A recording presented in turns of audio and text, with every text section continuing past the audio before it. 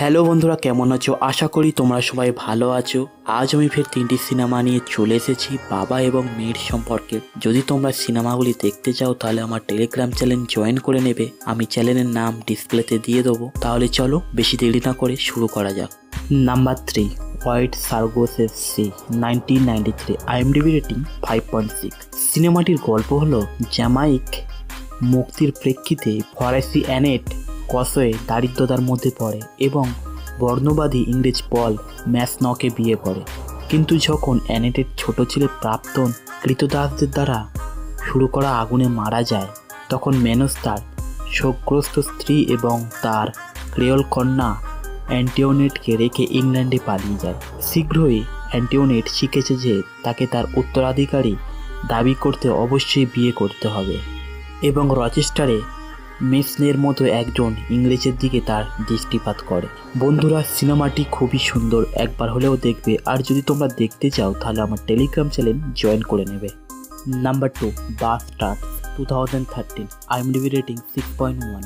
সিনেমাটির গল্প হলো সুপার ট্যাঙ্কার ক্যাপ্টেন মার্কোকে জরুরিভাবে প্যারিসে ফেরত পাঠানো হয়। তার বোন সান্ড্রা মারিয়া তার স্বামী আত্মহত্যা করেছে, পারিবারিক ব্যবসা নিচে চলে গেছে, তার মেয়ে জাস্টিন খারাপ সমাজের দিকে চলে যাচ্ছে। তিনি শক্তিশালী ব্যবসায়ী এডওয়ার্ড ল্যাপোর্টকে দায়ী করেন। মার্কো সেই বিল্ডিংয়ে চলে যায় যেখানে ল্যাপোর্ট তার স্ত্রী এবং তার ছেলেকে বসিয়েছে, কিন্তু তিনি সান্দ্রার গোপনীয়তার জন্য পরিকল্পনা করেন, যা জলকে খোলা করে দেয়। বন্ধুরা, সিনেমাটি খুবই সুন্দর, একবার হলেও দেখবেন। আর যদি আপনারা দেখতে চান তাহলে আমার টেলিগ্রাম চ্যানেল জয়েন করে নেবেন। Number 1, that lovely girl, 2012, IMDb rating 5.4। সিনেমাটির গল্প হলো মোশো এবং তামি এক দম্পতি। মোশোর বয়স 50 এবং তামির বয়স 20 বছর। তারা একটি নিষ্ঠুর এবং হিংস্র সম্পর্কের মধ্যে একসাথে বসবাস করে, যেখানে থেকে তামি নিজেকে মুক্ত করতে অক্ষম বলে মনে করে। তামি ও মেশো বাবা ও মেয়ে।